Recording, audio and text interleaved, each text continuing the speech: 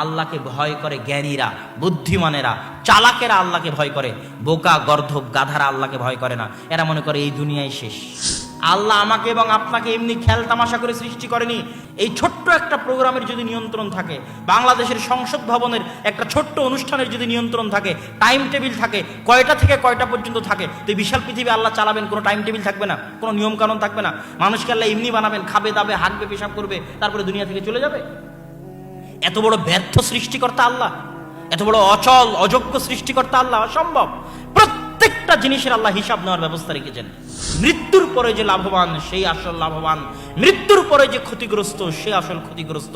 এই জন্য একটা কথা আছে, আল কাইয়িসু মান দানা নাফসাহ ওয়া আমিলা লিমা বা'দাল মাউত। বুদ্ধিমান সেই যে নিজের সমালোচনা করে, পাগল সেই যে অন্যের সমালোচনা করে, বুদ্ধিমান সেই যে নিজের ভুল ত্রুটি খোঁজে, বোকা সেই যে অন্যের ভুল ত্রুটি খোঁজে, বুদ্ধিমান সেই যে মরার পরের জন্য প্রস্তুতি নেয়, আর বোকা সেই যে মরার পরের জন্য প্রস্তুতি নেয় না।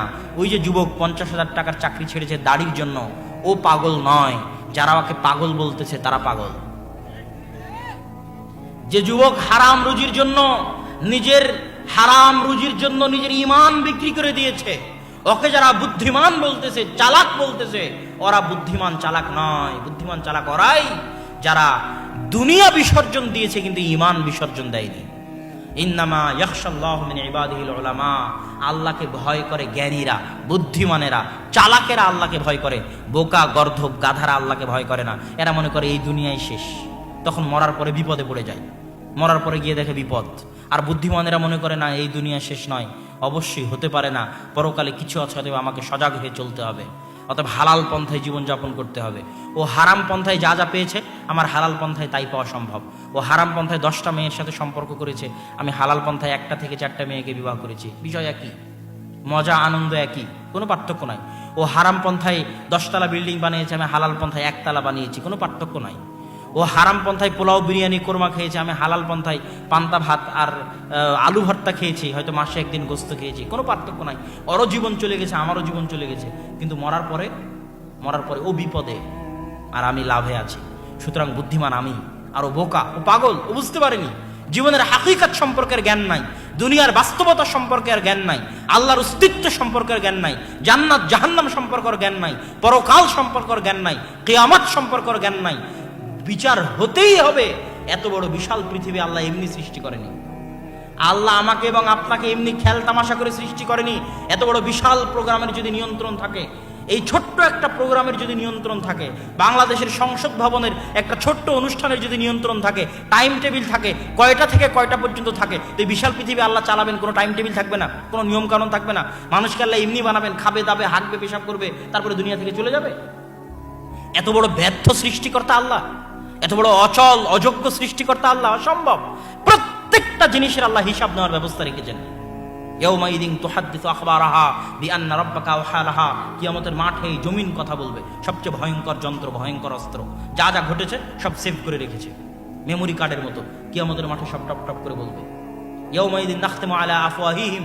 ওই দিন আমি তাদের মুখমণ্ডল সেলাই করে দিব, তাদের হাত কথা বলবে, যেখানে যেখানে স্পর্শ হয়েছে কথা বলবে। আজকে আমার হাতের ফিঙ্গারপ্রিন্ট নিয়ে যদি আমাকে পরীক্ষা করা যায়, ফরেনসিক রিপোর্ট নিয়ে যদি রিভলভার দিয়ে গুলি আমি করেছিলাম কিনা সেটা পরীক্ষা করা যায়, তো আমার হাত কোথায় কোথায় স্পর্শ করেছিল তাকে এখানে সেভ নাই? হ্যাঁ, কি বলেন আপনি? অবশ্যই সেভ আছে। এটা কিয়ামতের মাঠে কথা বলবে। আল্লাহ ওভাবেই তৈরি করেছেন। সুতরাং আল্লাহ সুবহানাহু ওয়া তাআলার কোনো সৃষ্টি অনর্থক নয়। তাহলে আমাদের পঞ্চম ঈমান হচ্ছে পরকালের প্রতি ঈমান। ষষ্ঠ ঈমান আল কদর বিখাইরিহি ওয়া শাররিহি, তাকদীরের ভালো মন্দ। এটা এমন একটা জটিল বিশ্বাস যেটা মানুষকে আত্মিক শান্তি দিতে পারে, মানুষকে আত্মহত্যা থেকে বাঁচাতে পারে, মানুষকে চিন্তা থেকে বাঁচাতে পারে, মানুষকে টেনশন থেকে বাঁচাতে পারে, মানুষকে রাত্রে আরামের ঘুম দিতে পারে। আপনি রাত্রে আরামে ঘুম পেতে চান, টেনশন মুক্ত থাকতে চান, চিন্তা দুশ্চিন্তা মুক্ত থাকতে চান, কোনোদিন যাতে আপনাকে আত্মহত্যা করা না লাগে সেটা ভাবতে চান, কোনোদিন যাতে আফসোস করা না লাগে সেটা পেতে চান, তাহলে আপনাকে কিসের উপর বিশ্বাস রাখতে হবে? তাকদীরের প্রতি বিশ্বাস রাখতে হবে।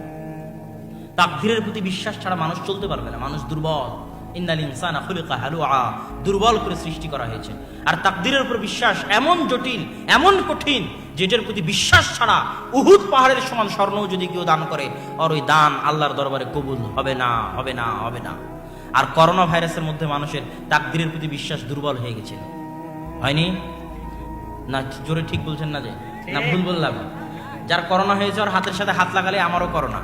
হ্যাঁ, আল্লাহ বলে কিছুই নাই। আল মুহয়ি ওয়াল মুমীত, জীবন দানকারী আর মৃত্যু দানকারী কে? করোনা দিয়েও বাঁচিয়ে রাখতে পারেন কে? করোনা না দিয়েও মৃত্যু দিতে পারেন কে? আল্লাহ। তাহলে আমি যদি সবকিছুই করোনাকে মনে করে নিই আর তাকদীরের উপর সরিষা সমপরিমাণ বিশ্বাস না রাখি, তাহলে আমার ইমানটা গেল কোথায়? তাহলে করোনার এখান থেকে আপনাদের শিক্ষা নিতে হবে, ভবিষ্যতে যা কিছু ঘটবে সবকিছুর ক্ষেত্রে বলতে হবে ইযা আসাবাতহুম মুসিবাহ ক্বালু ইন্না লিল্লাহি ওয়া ইন্না ইলাইহি রাজিউন। যখনই তাদের সাথে কোনো ঘটনা ঘটে, যারা মুমিন, যখনই তাদের সাথে কোনো ঘটনা ঘটে, যে কোনো প্রকার দুর্ঘটনা, বিপদ আপদ, সমস্যা, তখনই তারা বলে ইন্না লিল্লাহি ওয়া ইন্না ইলাইহি রাজিউন। আমি আর আমার যা কিছু আছে সবই আল্লাহর।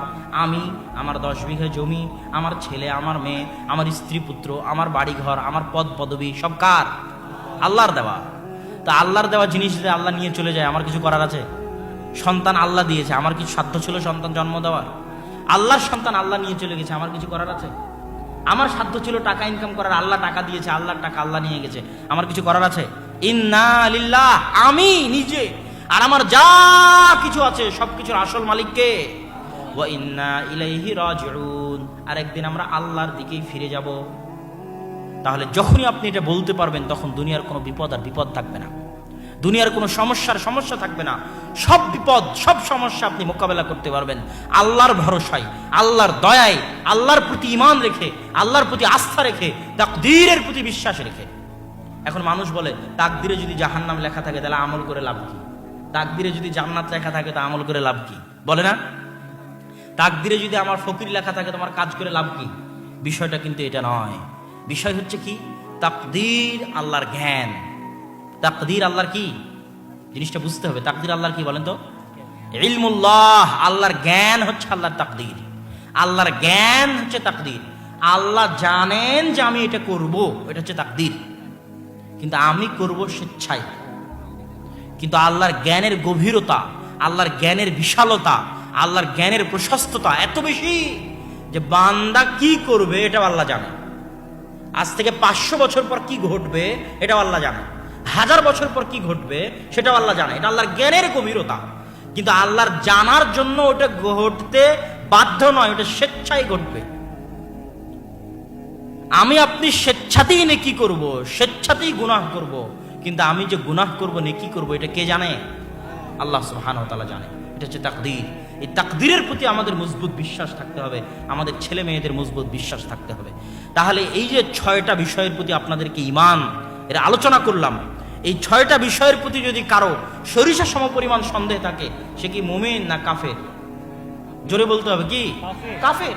সরিষা সমপরিমাণ সন্দেহ থাকলে সে কাফের। তাকদীরের প্রতি সন্দেহ থাকলে, পরকালের প্রতি সন্দেহ থাকলে, আল্লাহর অস্তিত্ব, নাম, গুণাবলীর প্রতি সন্দেহ থাকলে, আল্লাহর উলুহিয়াতে সন্দেহ থাকলে, আল্লাহর উলুহিয়াতে সন্দেহ মানে শিরক। শিরক শব্দের অর্থ হচ্ছে শেয়ার করা, ভাগ করা। ভাগ করা বুঝেন? আপনারা শেয়ারে ব্যবসা করেন না? শরিকানার ব্যবসা করেন না? করেন না? মানুষ করে না? করে না? করে। তো শেয়ারের ব্যবসা, শরিকানার ব্যবসা যেমন ভাগ করে করা হয়, যে আমার 500 তোমার 500 টাকা, শিরক তেমন ভাগ করা। আল্লাহর সাথে ব্যবসাকে ভাগ করা, আল্লাহর উলুহিয়াতকে ভাগ করা, আল্লাহর দাসত্বকে ভাগ করা। আপনার স্ত্রী আপনার খায়, আপনার পরে, আপনার বাড়িতে থাকে, আর ভালোবাসা যদি ভাগ করে, যে কিছু ভালোবাসা আপনাকে দিল আর কিছু ভালোবাসা আর একটা ছেলেকে দিল, কেমন লাগবে? হ্যাঁ, এটা কি ভালোবাসা ভাগ করাটা আপনি সহ্য করবেন? এটার নাম শিরক। আপনার স্ত্রী আপনার ভালোবাসায় শিরক করতেছে। কথা মনে হয় বুঝাতে পারি না? বুঝাতে পারলে আমি ব্যর্থ। এবার আপনি বান্দা আল্লাহ, আপনার সৃষ্টিকর্তা আল্লাহর, জমিনে চলেন আল্লাহর, খান আল্লাহ, আসমান আল্লাহর, বৃষ্টি আল্লাহর, পানি আল্লাহর, সবকিছু আল্লাহর, কিন্তু চাওয়ার বেলায় বলতেছেন উমুক বাবার ওসিলায়। হ্যাঁ, নাউযুবিল্লাহ। চাওয়ার বেলায় চলে যাচ্ছেন উমুক বাবার দরবারে, সিজদা করার বেলায় চলে যাচ্ছেন কোনো কবরে, বলতেছেন ইয়া আলী মাদাদ, আলী রাদিয়াল্লাহু তাআলা আপনি সাহায্য করেন। সাহায্যকে আলী রাদিয়াল্লাহু তাআলা করবে না কে করবে? আল্লাহ করবে। তাহলে এই যে আপনি আল্লাহর উলুহিয়াতে শিরক করতেছেন, এটা কি আল্লাহ বরদাস্ত করবে? সব গুনাহ আল্লাহ বরদাস্ত করবে, এটা করবে না। ইন্নাল্লাহা লা ইয়াগফিরু আন ইউশরিকা বিহি ওয়া ইয়াগফিরু মা দুনা যালিকা লিমান ইয়াশা। আল্লাহ সুবহানাহু ওয়া তাআলা সব গুনাহ ক্ষমা করতে রাজি আছেন, কিন্তু শিরকের গুনাহ উনি কোনোদিন ক্ষমা করবেন না। শিরকের গুনাহ ক্ষমা করবেন না। এখন মানুষ একটা জিনিস ভুল বুঝে যে আমি যদি শিরিক করি তাহলে কি আমার ক্ষমা হবে না? বিষয়টা এমন না। মরা পর্যন্ত, শ্বাস বন্ধ হওয়া পর্যন্ত, নিঃশ্বাস বের হওয়ার আগ পর্যন্ত, নিঃশ্বাস আটকে যাবে বের হবে হবে এটার আগ পর্যন্ত সব গুনাহ আল্লাহর কাছে ক্ষমা নেওয়ার রাস্তা আছে। কিন্তু মুশরিক অবস্থায় যদি মারা যান তাহলে কিয়ামতের মাঠে আর আল্লাহ শিরকের গুনাহ ক্ষমা করবে না, কিন্তু কিয়ামতের মাঠে আল্লাহ অন্য গুনাহ ক্ষমা করে দিতে পারে। কথা মনে বুঝাতে পারেন? আপনি চুরি করেছেন, আপনি জেনা করেছেন, আপনি সুদ খেয়েছেন, আপনি গালিগালাজ করেছেন, নামাজ পড়েননি, রোজা রাখেননি, হজ করেননি, জাকাত দেননি, অনেক গুনাহ। কথা আমার বুঝতে পারছেন? চুরি, মানুষের হক নষ্ট করেছেন, কাউকে মেরেছেন, মানুষের হক নষ্ট করেছেন, আল্লাহ কিয়ামতের মাঠে ক্ষমা করবে না যতক্ষণ না ওই ব্যক্তি আপনাকে ক্ষমা না করে দিয়েছে। নামাজ পড়েননি, রোজা করেননি, হজ দেননি, জাকাত দেননি, দুনিয়াতে ক্ষমাও চাননি, দুনিয়াতে ক্ষমাও চাননি আল্লাহর কাছে, আপনার অন্তরে ঈমান আছে, কিয়ামতের মাঠে বলা যায় না আল্লাহ আপনাকে মাফ করেও দিতে পারে। কথা কি বুঝতে পারছেন? কিন্তু আপনি শিরক করেছেন আর দুনিয়াতে ক্ষমা চাননি, কিয়ামতের মাঠে আল্লাহ আপনাকে ক্ষমা করবে না। কথা কি বুঝাতে পারলাম আমি ভাইজানেরা? উপস্থিত মুসাল্লি, কথা কি বুঝা গেল? তাহলে শিরক এমন একটি গুনাহ যেটার ক্ষমা আপনাকে দুনিয়াতেই চেয়ে যেতে হবে। অন্য ছোটখাটো গুনাহের ক্ষমা যদি, তওবা যদি দুনিয়াতে নাও করে যেতে পারেন, কিয়ামতের মাঠে আল্লাহর রাসূলের শাফাআতে, ফেরেশতাদের শাফাআতে, মুমিন বান্দাদের শাফাআতে, আল্লাহর দয়ায়, আল্লাহর রহমতে পার পেয়েও যেতে পারেন। কিন্তু শিরকের গুনাহের ক্ষমা আপনার শ্বাস বন্ধ হওয়ার আগে আল্লাহর দরবারে যদি ক্ষমা না চেয়ে গিয়ে থাকেন, তাবিজ যদি খুলে না ফেলে থাকেন, বাড়ি থেকে যদি বাপের মূর্তি সরিয়ে না ফেলে থাকেন, ছবি মূর্তি যদি টাঙ্গানো থাকে ভেঙে না ফেলে থাকেন, কোনো খাম্বায় গিয়ে যদি ফুল দেন, কোনো মূর্তিতে ফুল দেন, পাথরের মূর্তিতে ফুল দেন, ইট সিমেন্টের তৈরি মূর্তিতে ফুল দেন, বাড়িতে বাপের ছবিতে, হোটেলে বাপের ছবিতে ফুল ঝুলিয়ে রাখেন, অ্যালবামে বাপের ছবি ঝুলিয়ে রাখেন সম্মান করার জন্য, নেতা নেত্রীর ছবি ঝুলিয়ে রাখেন সম্মান করার জন্য, হাতে বালা পরেছেন, গলায় তাবিজ দিয়েছেন, হাতে আংটি দিয়েছেন, কুসংস্কারে বিশ্বাস করেন, এই দিনে এটা করলে এটা হবে, ওই দিনে এটা করলে এটা হবে না, অমুক দিনে বাকি দেওয়া যাবে না, অমুক দিনে বাঁশ কাটা যাবে না, অমুক দিনে বিবাহ দেওয়া যাবে না, ওই দিন শুভ নববর্ষ, ওই দিন শুভ জন্মদিন, ওই দিন শুভ, ওই দিন অশুভ, ওই জায়গা শুভ, ওই জায়গা অশুভ, ওই গাছ শুভ, ওই গাছ অশুভ, ওই পদ্মা নদী শুভ, গঙ্গা নদী শুভ, আর ওই নদী অশুভ, ওই ব্যক্তি বরকতময় আর ওই ব্যক্তি বরকতময় নয়, ওই ব্যক্তি কিছু করে দিতে পারে আর অমুক করে দিতে পারবে না, এই জাতীয় যত বিশ্বাস, আকীদা, কুসংস্কৃতি, কাজ কর্ম আপনার পরিবার, আপনার সমাজ, আপনার ব্যক্তি জীবনে আছে, এগুলোর নিঃশ্বাস বন্ধ হওয়ার আগে যদি ক্ষমা না চেয়ে যান, কিয়ামতের মাঠে আল্লাহ ক্ষমা করবেন না। আল্লাহ সুবহানাহু ওয়া তাআলা আমাদেরকে শিরকের গুনাহ থেকে বেঁচে থাকার তৌফিক দান করুন। আল্লাহুম্মা আমিন।